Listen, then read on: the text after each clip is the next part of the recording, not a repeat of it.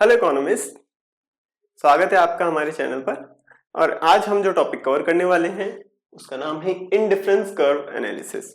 इस चैप्टर में हम सबसे पहले इंडिफरेंस सेट और इंडिफरेंस कर्व को डिफाइन करेंगे, क्या होते हैं इंडिफरेंस कर्व्स, और उसके बाद हम इंडिफरेंस कर्व्स की जो प्रॉपर्टीज होती हैं उनको स्टडी करेंगे डिटेल में। फिर हम बजट लाइन को भी डिफाइन करेंगे, बजट लाइन क्या होती है, उसका बजट से क्या रिलेशन है। नेक्स्ट हम इन दोनों का यूज करते हुए, इंडिफरेंस कर्व और बजट लाइन का यूज करते हुए कंज्यूमर्स इक्विलिब्रियम को डिराइव करेंगे। और लास्ट में हम इंडिफरेंस कर्व एनालिसिस की कुछ अजम्पशंस को डिस्कस करेंगे। तो चलिए बिना किसी देरी के शुरू करते हैं।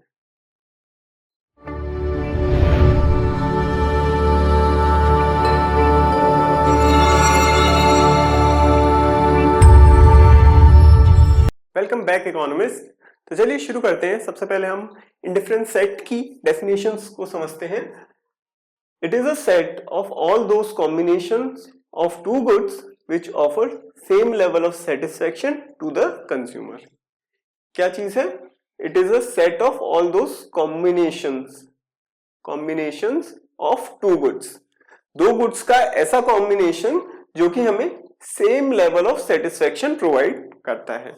ठीक है, इसे देखिए, यहां पे हमने एप्पल्स और ऑरेंजेस के कुछ कॉम्बिनेशंस डिफाइन कर रखे हैं। First combination A is 1 Apple and 10 oranges. अगर कंज्यूमर 1 एप्पल और 10 ऑरेंजेस कंज्यूम कर रहा है तो मान लीजिए उसे x level of satisfaction derive हो रहा है। कंज्यूमर को कितना सेटिस्फेक्शन मिल रहा है? x लेवल ऑफ सेटिस्फेक्शन मिल रहा है।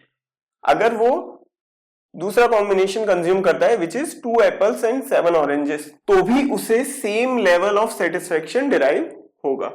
ठीक है, इसका मतलब समझ रहे हैं आप? कंज्यूमर इनमें से कोई भी कॉम्बिनेशन अगर कंज्यूम करता है तो उसे सेम लेवल ऑफ सेटिस्फेक्शन मिल रहा है। तो इसका क्या नाम हुआ? Indifference set. ठीक है, ये हो गया हमारा इंडिफरेंस सेट। अब इंडिफरेंस कर्व की बात करते हैं। It is the curve which shows different combinations of two goods offering the same level of satisfaction to the consumer। कुछ नहीं है, बहुत आसान चीज है। जो चीज हमने सेट के लिए डिफाइन की है, हमने ये जो नंबर्स डिफाइन करे हैं, अगर इन्हीं नंबर्स को हम एक कर्व में, एक ग्राफ पर प्लॉट कर देते हैं तो हम उसे इंडिफरेंस कर्व कहेंगे। ठीक है, तो ये हमारा इंडिफरेंस सेट था, इसी से हम एक इंडिफरेंस कर्व को बनाने वाले हैं। चलिए देखिए, कॉम्बिनेशन ए है 1 एप्पल एंड 10 ऑरेंजेस, तो यहां पे 1 एप्पल है एंड 10 ऑरेंजेस। इस कर्व में ध्यान दीजिए, हमने एक्स एक्सिस पे एप्पल्स लिए हैं और वाई एक्सिस पे ऑरेंजेस लिए हैं। ठीक है, तो हमारा फर्स्ट कॉम्बिनेशन हो गया 1 एप्पल एंड 10 ऑरेंजेस, ये हुआ 1,10। ठीक है, सेकेंड कॉम्बिनेशन है हमारा 2 एप्पल्स एंड 7 ऑरेंजेस, तो 2 एप्पल्स एंड 7 ऑरेंजेस, 7 कहीं यहां होगा बीच में, 2 apples and 7 oranges. Third combination 3,5, 5 कहीं यहां पर होगा बीच में, 3,5। And next is 4 apples and 4 oranges. अब ये पॉइंट्स हमने ग्राफ पर प्लॉट कर लिए। इन पॉइंट्स को हम जैसे ही एक फ्री हैंड कर्व से ज्वाइन कर देंगे तो ये आ गया हमारा इंडिफरेंस कर्व। क्या हुआ ये? Indifference curve. इसको आईसी से हमने डिनोट कर दिया, आईसी। ठीक है, तो समझ में आया? कुछ ऐसे कॉम्बिनेशंस जो सेम लेवल ऑफ सेटिस्फेक्शन को शो करते हैं, वो हो गया हमारा इंडिफरेंस सेट। अगर उन्हीं कॉम्बिनेशंस को हम ग्राफ पर प्लॉट कर देते हैं तो हम उसे कहेंगे indifference curve. Next we will discuss some properties of indifference curve। Now let's discuss some properties of indifference curve। So the first property of indifference curve is indifference curve slopes downward from left to right। इस property को समझते हैं, बहुत easy सी property है। मान लीजिए कि ऐसा नहीं है, indifference curve does not slope downward from left to right। तो कौन कौन से केसेस हो सकते हैं हमारे पास? फर्स्ट केस है जिसमें इंडिफरेंस कर्व एक हॉरिजॉन्टल लाइन है। अब इस हॉरिजॉन्टल लाइन पे हमने 2 पॉइंट्स ले लिए, point A and point B. Point A पे और पॉइंट बी पर y का कंजम्पशन सेम है, ठीक है। x के कंजम्पशन में पॉइंट ए में x का कंजम्पशन कम है और पॉइंट बी पर x का कंजम्पशन ज्यादा है। अब जाहिर सी बात है कि अगर y का कंजम्पशन सेम है और अगर किसी एक पॉइंट में x का कंजम्पशन ज्यादा है तो कंज्यूमर उस चीज को प्रेफर करेगा, उस कॉम्बिनेशन को प्रेफर करेगा जिसमें उसे ज्यादा मिल रहा है।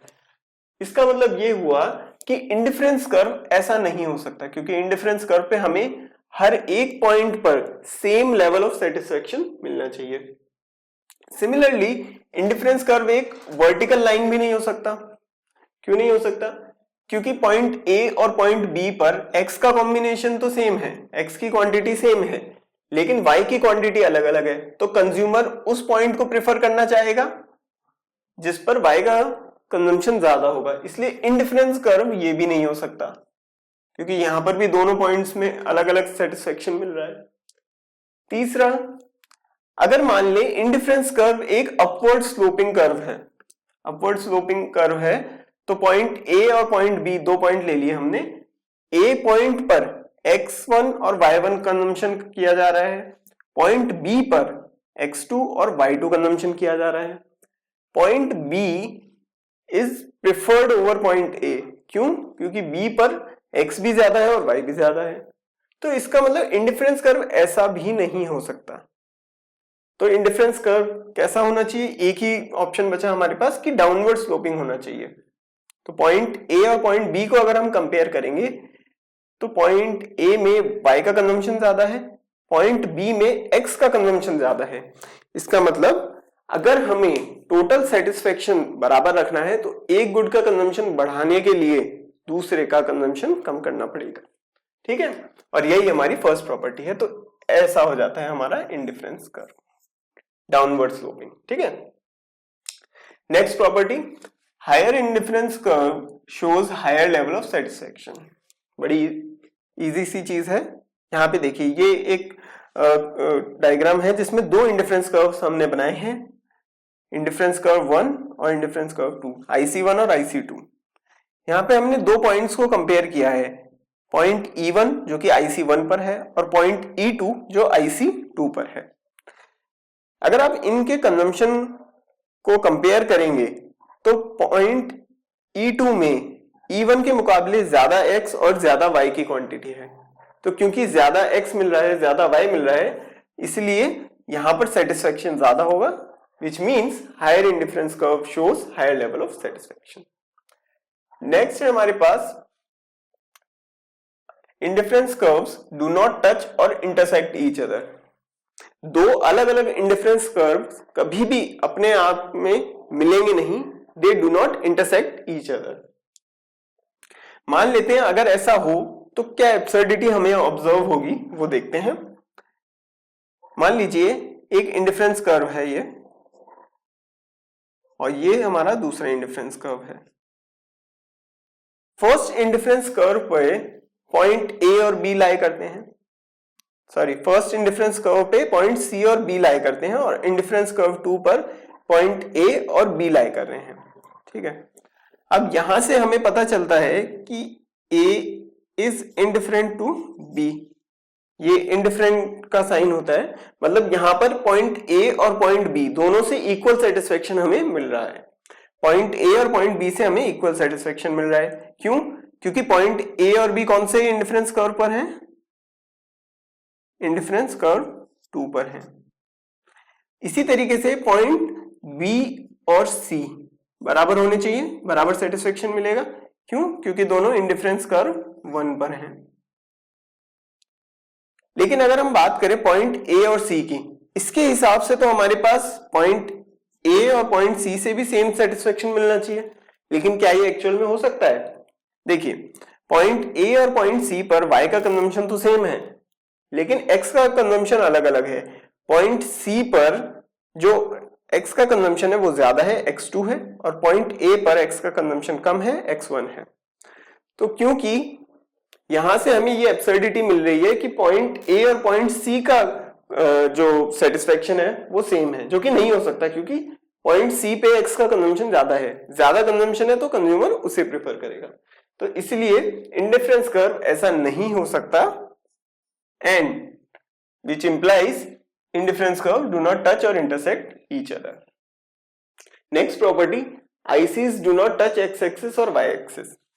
मान लीजिए कि ये एक इंडिफरेंस कर्व है, वो एक्स एक्सिस को टच कर रहा है। अगर वो एक्स एक्सिस को टच करेगा तो वहां पे जो बनने वाले पॉइंट्स हैं वो क्या होंगे, x1, 0, x1, 0, यानी कि इस पॉइंट पर x का कंजम्पशन है x1 और y का कंजम्पशन है 0। लेकिन ऐसा पॉसिबल नहीं है, क्योंकि इंडिफरेंस कर्व एनालिसिस में हमारी ये अजम्पशन है, जो कि हम लास्ट में पढ़ेंगे अजम्पशंस को। हमारी ये अजम्पशंस है कि x और y दो गुड्स का कंजम्पशन यहां पर हम कर रहे हैं, इसलिए इंडिफरेंस कर्व x एक्सिस और y एक्सिस को टच नहीं करेगा। लास्ट हमारी अजम्पशन है indifference curve is convex to the origin. इस अजम्पशन को हम नेक्स्ट स्लाइड में डिटेल में स्टडी करेंगे। तो चलिए अब समझते हैं why IC is convex to the origin। पहले इस क्वेश्चन को मैथमेटिकली हम थोड़ा समझने की कोशिश करते हैं। ग्राफिकली हम किसी भी शेप को चार तरह से डिवाइड कर सकते हैं।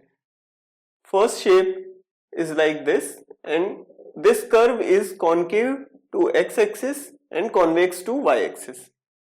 जिस साइड एक थोड़ा एक आप समझ सकते हैं कि खाली सी जगह है, एक समझ सकते हैं कि कोई अगर केव है उसका डोर होगा तो किस तरह से होगा, जिसमें हम अंदर जा सकें। तो यहां से एक ऐसी स्पेस दिख रही है जहां से हम अंदर जा सकते हैं, ठीक है। वो साइड तो कॉन्केव हो गई, और ये साइड किस तरफ है, एक्स एक्सिस की तरफ है, इसलिए ये कॉन्केव टू एक्स एक्सिस हो गया। इसके opposite convex to Y axis हो जाएगा। इस कर्व में समझिए उस केव का गेट किस साइड है, वाई एक्सिस की साइड, तो this is concave to Y axis, और दूसरी साइड को हमने क्या माना, कॉन्वेक्स टू वाई एक्सिस। तीसरे कर्व की बात करें तो ये केव की साइड किस साइड है, ओरिजिन की साइड, ठीक है। ये ना एक्स एक्सिस की साइड है ना वाई एक्सिस की साइड है, ये पूरी तरह से ओरिजिन की साइड है, तो कॉन्केव टू द ओरिजिन हो गया।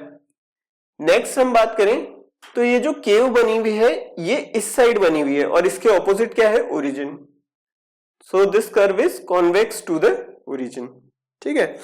और हमें पता है कि इंडिफरेंस कर्व कैसा होता है, इसी तरह का तो होता है इंडिफरेंस कर्व। तो ये हो गया indifference curve is convex to the origin. इस चीज को हमने ग्राफिकली तो समझ लिया कि ठीक है, ग्राफ्स इस तरह के होते हैं, तो उससे हमने आइडेंटिफाई किया कि indifference curve is convex to the origin.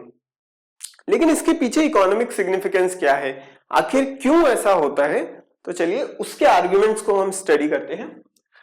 सो पहली चीज तो ये कि प्रॉपर्टी क्या है हमारी, indifference curve is convex to the origin. इसके तीन आर्ग्यूमेंट्स हैं। First is it means that the slope of indifference curve tends to decline as we move along the curve from left to right.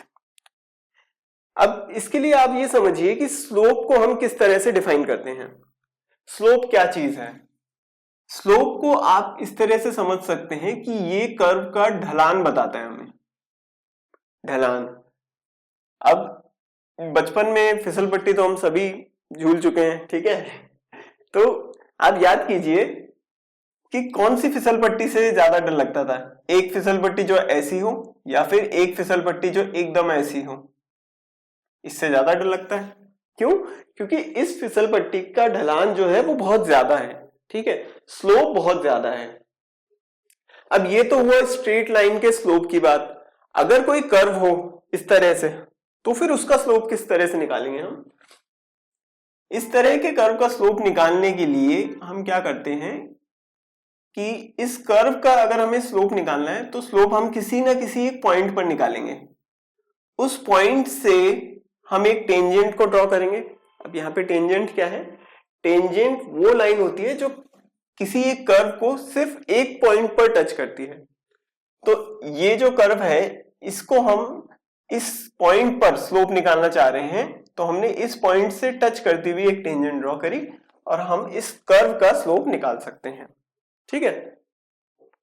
अब यहाँ पे बात हो रही है कि इंडिफरेंस कर्व का स्लोप जो है कम होता रहता है। इसका मतलब क्या हुआ कि अगर ये एक इंडिफरेंस कर्व है और इसके हम अलग अलग पॉइंट्स बना दें और वहां से एक टेंजेंट ड्रॉ करें, तो इस टेंजेंट में आप देख सकते हैं कि धीरे धीरे स्लोप कम होते जा रहा है। फिसल पट्टी ये तो एकदम सीधी थी, ये थोड़ी कम हो गई और ये एकदम फ्लैट हो गई फिसल पट्टी, ठीक है। तो एकदम इसका जो स्लोप है एकदम कम हो चुका है। So it means that the slope of indifference curve tends to decline as we move along the curve from left to right. Next argument, the slope of indifference curve declines because the rate at which the consumer substitute one commodity for the other tends to decline. चलिए इस point को समझते हैं। देखिए, consumer जब एक चीज को दूसरे के बदले सेक्रीफाइस कर रहा है तो धीरे धीरे ये जो रेट है वो कम होती रहती है। क्यों कम होती रहती है इसको हम समझते हैं।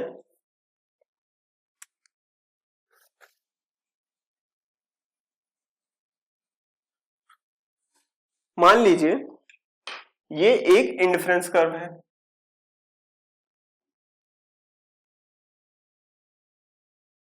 यहां पे हमारे क्या लिया था, ऑरेंजेस, यहां पे हमारे ऑरेंजेस हैं और यहां पर हमारे एप्पल्स हैं। इस पॉइंट पर ऑरेंजेस कंज्यूमर के पास बहुत सारे हैं और एप्पल्स बहुत कम हैं। जब एप्पल्स बहुत ही कम है तो कंज्यूमर क्या सोचेगा कि ठीक है, एक एप्पल लेने के लिए वो काफी ज्यादा मात्रा में ऑरेंजेस को सेक्रीफाइस कर देगा, ठीक है। लेकिन धीरे धीरे ये रेट कम होती रहेगी। अब एक और एप्पल पाने के लिए वो थोड़े से ही ऑरेंजेस सेक्रीफाइस करेगा। ऐसे बना देता हूं, इससे आपको अंडरस्टैंडिंग इजी हो जाएगी। तो देखिए, इस पॉइंट पर कंज्यूमर को एक और एप्पल चाहिए था तो उसने इतने ऑरेंजेस सेक्रीफाइस करे, बट नेक्स्ट एप्पल के लिए उसने सिर्फ इतने ही ऑरेंजेस को सेक्रीफाइस किया। यानी धीरे धीरे ये जो सेक्रीफाइस है वो कम होता रहेगा। और अगर एकदम लास्ट पॉइंट पे आ जाए, अगर इस पॉइंट के बाद कंज्यूमर चाहता है कि मुझे तो एक और एप्पल कंज्यूम करना है, तो उस एक और एप्पल के लिए कंज्यूमर बस इतने से ऑरेंजेस को सेक्रीफाइस करेगा। समझ रहे हैं? ऐसा क्यों? क्योंकि इस पॉइंट पे आने के बाद एप्पल्स बहुत ज्यादा हो चुके हैं और ऑरेंज बहुत कम बचे हैं, तो कम से कम ऑरेंज सेक्रीफाइस करेंगे एक नेक्स्ट एप्पल को पाने के लिए। तो सेकंड आर्गुमेंट क्या है? The slope of indifference curve declines because the rate at which the consumer substitutes one commodity for the other tends to decline. जाहिर सी बात है, समझ में आ गई। Next, marginal rate of substitution refers to the rate at which the consumer is willing to substitute one good for the other। ये जो हमने रेट की बात करी ना कि भाई एक के बदले कितने सेक्रीफाइस करोगे, एक एप्पल के बदले कितने ऑरेंजेस सेक्रीफाइस करोगे, ये जो रेट है इसका नाम है मार्जिनल रेट ऑफ सब्स्टिट्यूशन। यहां पे क्या कर रहे हैं हम? सब्स्टिट्यूट कर रहे हैं एक गुड को दूसरे गुड के लिए, तो इसका नाम है मार्जिनल रेट ऑफ सब्स्टिट्यूशन। एक एक्स्ट्रा एप्पल के लिए आप कितने ऑरेंजेस सेक्रीफाइस करोगे, इसकी जो रेट है उसका नाम है मार्जिनल रेट ऑफ सब्स्टिट्यूशन। तो इन तीनों पॉइंट्स को कंबाइन करके हम ये बोल सकते हैं कि indifference curve is convex to the origin because of diminishing marginal rate of substitution. MRS, ये इसको मार्जिनल रेट ऑफ सब्स्टिट्यूशन को ही शॉर्ट में लिखते हैं, ठीक है। नेक्स्ट हम बात करेंगे बजट लाइन की। Now let's discuss what is a budget line। तो मान लीजिए ये हमारे लाला जी हैं, ऐसे दिल पे लेने की जरूरत नहीं, बस मान लीजिए कि ये एक इंसान है, ड्राइंग्स तो थोड़ा इग्नोर कीजिए। तो हमारे लाला जी की जो टोटल इनकम है वो है 60 रुपए और वो मार्केट जा रहे हैं। मार्केट में दो कमोडिटीज हैं खरीदने के लिए, एक है एक्स कमोडिटी, एक है Y commodity. Price of X है 2 रुपए और प्राइस ऑफ वाई है 1 रुपए, ठीक है। तो अब हम कुछ कॉम्बिनेशंस को फाइंड करते हैं जो लाला जी खरीद सकते हैं। तो पहला कॉम्बिनेशन तो है वो एक्स ना खरीदें और सिर्फ वाई खरीदें, और अगर वो सारी इनकम सिर्फ वाई खरीदने पर लगाते हैं तो ये कितने y खरीद सकते हैं? 60 यूनिट्स ऑफ y वो खरीद सकते हैं। दूसरे कॉम्बिनेशन की बात करें, अगर वो 10 यूनिट्स ऑफ x खरीद लेते हैं तो 20 रुपए तो यहां कम हो गए, फिर वो y पे कितना खर्च कर सकते हैं, कितने यूनिट्स परचेज कर सकते हैं? 40 यूनिट्स y की परचेज कर सकते हैं। इसी तरीके से अगर हम x की 20 यूनिट्स को परचेज करें तो y की कितनी यूनिट्स परचेज कर सकते हैं? 20 यूनिट्स। ठीक है, ये सिंपल मैथमेटिक्स है, आपको समझ में आ रही होगी।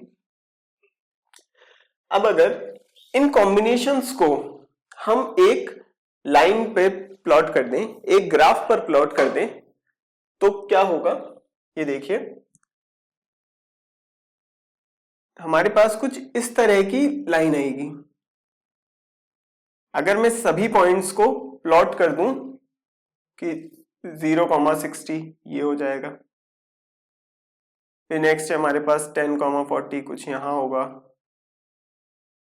और इसी तरीके से अगर मैं सभी पॉइंट्स को प्लॉट करूं और उन्हें फ्री हैंड कर्व से ज्वाइन करूं तो हमारे पास कुछ इस तरह की लाइन आएगी। अब देखिए, ये जो सेट हमने डिफाइन किया है ना, ऐसे बहुत सारे सेट हो सकते हैं। ठीक है, और इसको अगर हम ग्राफ पे प्लॉट कर दें तो हमारे पास एक इस तरह की लाइन आती है जिसे हम कहते हैं बजट लाइन। ये होती है हमारी बजट लाइन। ठीक है, और ऐसे सभी कॉम्बिनेशंस जो 60 रुपए में खरीदे जा सकते हैं वो क्या हो जाएंगे? हमारे बजट सेट। इसकी डेफिनेशन देख लेते हैं एक बार। Budget set refers to attainable combinations of a set of two goods given the prices of two goods and consumers income. तो यहाँ पे हमारे पास prices of two goods given थे और कंज्यूमर्स इनकम गिवन है। ये गिवन होते हुए जो सेट आप डिफाइन कर रहे हो, जो भी सेट आप डिफाइन कर सकते हैं, वो सभी किसका पार्ट है? बजट सेट का। अब एक बात ध्यान दीजिए कि हमारे पास 60 रुपए हैं। क्या ऐसा हो सकता है कि मार्केट में हम 60 रुपए लेके जाएं लेकिन 60 खर्च ना करें, 50 ही खर्च करें? बिल्कुल हो सकता है। इस तरह के सभी पॉइंट्स बजट लाइन के अंदर की साइड लाई करेंगे, बजट लाइन के अंदर होंगे कि हमने पूरे बजट को स्पेंड नहीं किया है, उस बजट में से कुछ कम स्पेंड किया है। ठीक है, दूसरा केस, हम मार्केट में 60 रुपए लेके जा रहे हैं और 60 के 60 खर्च कर दें, बिल्कुल हो सकता है।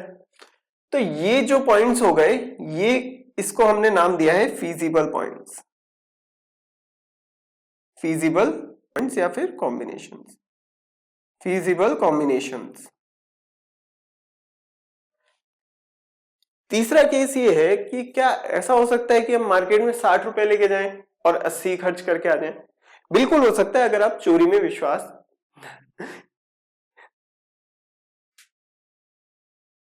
ये तब तक नहीं हो सकता जब तक कि आपका चोरी में विश्वास हो।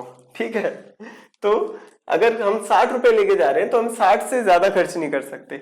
तो जो भी बजट लाइन के राइट साइड जो पोर्शन है, इसको हम कह देते हैं अनफीजिबल कॉम्बिनेशंस, क्योंकि यहां पर जो भी कॉम्बिनेशंस हैं वो कंज्यूमर अफोर्ड नहीं कर सकता।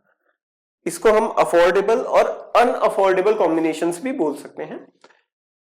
इसकी इक्वेशन की अगर हम बात करें तो ये होती है P1x1 plus P2x2 less than equal to y। क्या मतलब हुआ? P1 का तो मतलब हो गया प्राइस ऑफ गुड वन और x1 का मतलब हो गया क्वांटिटी ऑफ गुड वन। इसी तरीके से P2 और x2 क्या है? P2 का मतलब हो गया प्राइस ऑफ गुड टू और x2 का मतलब हो गया क्वांटिटी ऑफ गुड टू, और y हो गई हमारी इनकम। यहां पे हमने लेस देन इक्वल टू का साइन काम में लिया है, वो इस बात को शो करता है कि अगर हम 60 रुपए लेके जा रहे हैं तो हम 60 से कम भी खर्च कर सकते हैं। लेकिन अगर हम बजट लाइन की बात करें, इस बजट लाइन की बात करें, इस लाइन पे सारे वो कॉम्बिनेशंस होंगे जहां पर कंज्यूमर की पूरी इनकम स्पेंड हो रही होगी। तो इसको समझते हैं, budget line refers to all combinations of a set of two goods that a consumer can buy by spending his total income. यानी टोटल इनकम स्पेंड हो रही है यहाँ पे, given the prices of two goods and his total income. तो income और prices given हो और कंज्यूमर अपनी पूरी इनकम स्पेंड करे, तो फिर जो भी कॉम्बिनेशन हमें मिलेंगी उससे मिलती है हमें बजट लाइन। और इसकी इक्वेशन अगर आप देखेंगे तो हम यहाँ पे लेस देन इक्वल टू का साइन नहीं लगा रहे, सिर्फ और सिर्फ इक्वल टू का साइन लगा रहे हैं। इसका मतलब ये हुआ कि लाला जी 60 रुपए लेके जा रहे हैं और वो 60 के 60 रुपए पूरे रुपए खर्च करके फिर आएंगे, मेले में अच्छे से रुपए खर्च करके आएंगे। तो चलिए, अब हमने इंडिफरेंस कर्व को समझ लिया है और बजट लाइन को समझ लिया है। अब इन दोनों को अगर हम साथ में यूज करें तो हम कंज्यूमर इक्विलिब्रियम को किस तरह से फाइंड कर सकते हैं, चलिए वो समझते हैं। Now let's discuss consumers equilibrium. तो देखिए, कंज्यूमर इक्विलिब्रियम के लिए हमें दो कंडीशंस को सेटिस्फाई करना पड़ेगा। First condition is indifference curve is tangent to the budget line, यानी इक्विलिब्रियम पॉइंट पे इंडिफरेंस कर्व और बजट लाइन दोनों टेंजेंट होनी चाहिए। इसका मैथमेटिकल टर्म्स में मीनिंग ये रहा कि slope of indifference curve is equal to slope of budget line. Slope of indifference curve हम कैसे निकालते हैं, MRS of X Y. MRS of X Y मतलब marginal rate of substitution of X for good Y. Substitution of good X का मतलब हम x को consume करना चाह रहे हैं, substitution of good X for Y, Y को हम बाहर निकाल देंगे। Slope of budget line, slope of budget line हम कैसे कैलकुलेट करते हैं, price of X upon price of Y. ये बजट लाइन के स्लोप को निकालने का फॉर्मूला है। तो चलिए इसको हम ग्राफिकली समझते हैं और इसकी इकोनॉमिक सिग्निफिकेंस को समझते हैं। तो देखिए, मान लेते हैं कि ये हमारी बजट लाइन है और ये कुछ इंडिफरेंस कर्व्स हैं, जो इस तरह से एक साथ कई सारे इंडिफरेंस कर्व्स बनाते हैं, हम उसे कहते हैं इंडिफरेंस मैप। एक इंडिफरेंस मैप वो चीज है जिसमें बहुत सारे इंडिफरेंस कर्व्स को हम बनाते हैं। तो शुरुआत करते हैं इंडिफरेंस कर्व 1 से, IC1 से। IC1 कंज्यूमर बजट लाइन पे दो पॉइंट्स हैं, एक पॉइंट G और एक पॉइंट F। कंज्यूमर यहां पे रहकर IC1 कर्व पे अपना सेटिस्फेक्शन रख सकता है, लेकिन कंज्यूमर कोशिश करेगा क्या वो अपनी पूरी इनकम को स्पेंड करते हुए और किसी हायर इंडिफरेंस कर्व पे जा सकता है, बिल्कुल जा सकता है। तो कंज्यूमर IC2 पर जाएगा। IC2 का एक ऐसा पॉइंट होगा बस, पॉइंट E, जो कि बजट लाइन को टच कर रहा होगा। इसका मतलब IC2 is tangent to budget line. तो पॉइंट E पर कंज्यूमर का सेटिस्फेक्शन पॉइंट G और पॉइंट F से ज्यादा होगा, क्योंकि ये हायर इंडिफरेंस कर्व पर है। अब कंज्यूमर फिर से कोशिश करता है कि कुछ ऐसा हो सके जिससे कि वो हायर लेवल ऑफ सेटिस्फेक्शन को अचीव कर सके। तो कंज्यूमर कोशिश करेगा कि वो पॉइंट M को कंज्यूम करे, क्योंकि पॉइंट M इंडिफरेंस कर्व 3 पर है, जो कि हायर है। लेकिन कंज्यूमर ऐसा कर नहीं सकता। क्या चीज उसे रोक रही है, उसकी बजट लाइन जो है वो उसे ऐसा नहीं करने देती, क्योंकि ऐसा करना उसके लिए अनअफोर्डेबल है, अनफीजिबल है। तो ये उसके बजट से बाहर है, इसलिए वो पॉइंट M पे नहीं जा पाता और पॉइंट E पर ही कंज्यूमर को रहना होता है। ठीक है, तो फर्स्ट कंडीशन समझ में आई, indifference curve is tangent to the budget line. Next जो कंडीशन है हमारे पास वो कहती है indifference curve is convex at the point of equilibrium. वैसे तो हमने इस चीज को अज्यूम किया था कि इंडिफरेंस कर्व हमेशा कॉन्वेक्स ही होता है, लेकिन इक्विलिब्रियम की कंडीशंस के टाइम हम इसे दोबारा मेंशन कर रहे हैं। इसका मतलब समझते हैं। मान लीजिए कि इंडिफरेंस कर्व है वो कॉन्वेक्स नहीं है, वो कॉन्केव है टुवर्ड्स ओरिजिन। तो कुछ इस तरह के इंडिफरेंस कर्व्स हमें मिलेंगे। अब समझिए पॉइंट E के बारे में। At point E indifference curve is tangent to the budget line. ठीक है, एक ही पॉइंट पे टच कर रही है, indifference curve is tangent to the budget line. लेकिन कंज्यूमर ये कोशिश करेगा कि वो किसी हायर इंडिफरेंस कर्व को अफोर्ड कर सके। तो क्या वो कर सकता है, बिल्कुल कर सकता है। पॉइंट F जो है वो हायर इंडिफरेंस कर्व पर है, IC2 पर है, और कंज्यूमर उसे अफोर्ड भी कर सकता है। पॉइंट F पर पहुंचने के बाद फिर कंज्यूमर कोशिश करेगा क्या इससे कोई हायर इंडिफरेंस कर्व है जिस पर मैं जा सकता हूं, तो बिल्कुल पॉइंट जी जो कि IC3 पर है और कंज्यूमर उसको भी अफोर्ड कर सकता है। तो देखिए यहां पर कुछ एब्सर्डिटी आ रही है, कंज्यूमर के पास कोई स्टेबल इक्विलिब्रियम नहीं है, इसलिए हम ये अज्यूम करते हैं कि indifference curve is convex at the point of equilibrium. चलिए यहां पे एक चीज नोट कीजिए, MRS ऑफ XY, ये क्या चीज है? The rate at which the consumer is willing to substitute good X for good Y। Consumer क्या सेक्रीफाइस करना चाहता है, कितना सेक्रीफाइस करना चाहता है, वो हमें MRS ऑफ XY से पता चलता है। अगर PX अपॉन PY जो कि स्लोप ऑफ बजट लाइन है, वो क्या सिग्निफाई कर रही है? The rate at which market allows the consumer to substitute X for Y। यानी कि कंज्यूमर तो करना चाहता है, वो एक अलग चीज है, वो तो हमें इंडिफरेंस कर्व से पता चल रहा है, लेकिन मार्केट किस रेट पर अलाउ कर रहा है कि वो X के बदले Y को कंज्यूम कर ले, दोनों ही चीजें हमें कंसिडर करनी है, तब जाके हमें एक स्टेबल इक्विलिब्रियम मिलेगा। Price of X upon price of Y वो क्या बताती है? The rate at which market allows the consumer to substitute good X for good Y। तो चलिए यहां पे हमारा इंडिफरेंस कर्व एनालिसिस कंप्लीट हो गया। लास्ट में इसमें कुछ असम्पशंस हैं जो हम डिस्कस करेंगे, लेकिन एग्जाम में आपको वो चीज पहले लिखनी होती है। अगर इंडिफरेंस कर्व का एनालिसिस आपको पूरा किसी को एग्जाम में आंसर करना है तो फिर आपको पहले थ्योरी के बारे में बताना होगा, थोड़ा बहुत इंट्रोडक्शन, फिर आपको असम्पशंस के बारे में लिखना होगा, फिर जो अलग अलग कंपोनेंट्स है, बजट लाइन, इंडिफरेंस कर्व, इनको समझाते हुए फिर कंज्यूमर इक्विलिब्रियम को एक्सप्लेन करना होगा। हम असम्पशंस को लास्ट में स्टडी करते हैं क्योंकि असम्पशंस को अगर लास्ट में स्टडी करते हैं तो उन्हें समझना बहुत इजी हो जाता है, लेकिन क्वेश्चन पूछा जाए तो असम्पशंस को याद रखिएगा कि असम्पशंस को पहले हमें स्पेसिफाई करना होता है। तो चलिए let's look at some assumptions of indifference curve analysis. Now let's discuss some assumptions of indifference curve analysis. तो हमारी फर्स्ट assumption है constant money income। आपको याद होगा जब हमने बजट लाइन को डिफाइन किया तब हमने ये माना था कि हमारे लाला जी की जो इनकम है वो कांस्टेंट है, उसी को बेस मानते हुए हमने अलग अलग कॉम्बिनेशंस निकाले जो लाला जी अफोर्ड कर सकते हैं। तो इसलिए हमारी ये बहुत ही इंपॉर्टेंट assumption है कांस्टेंट मनी इनकम, अदरवाइज हम बजट लाइन को ही डिफाइन नहीं कर सकते हैं। Next assumption says there are two goods। हमने इंडिफरेंस कर्व एनालिसिस में हर जगह दो गुड्स का assumption लिया है, इंडिफरेंस कर्व को डिफाइन करते समय भी और प्राइस लाइन को डिफाइन करते समय भी हमने ये अज्यूम करा है कि कंज्यूमर दो गुड्स को कंज्यूम कर रहा है, गुड X और गुड Y को। Next is well defined consumer preferences.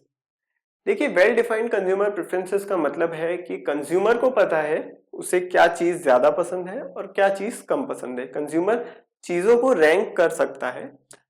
Additionally इसमें हम ये भी इंक्लूड करते हैं कि जैसे लास्ट चैप्टर में यूटिलिटी एनालिसिस में हमने एक लॉ पढ़ा था, law of diminishing marginal utility.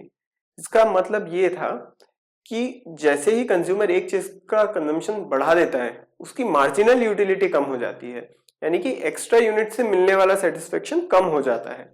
वह उसी चीज को हम यहाँ पर भी इंक्लूड करते हैं। इसीलिए जो हमने पढ़ा था कि मार्जिनल रेट ऑफ सब्स्टिट्यूशन वो डिक्रीज होती रहती है, वो इसी की वजह से है।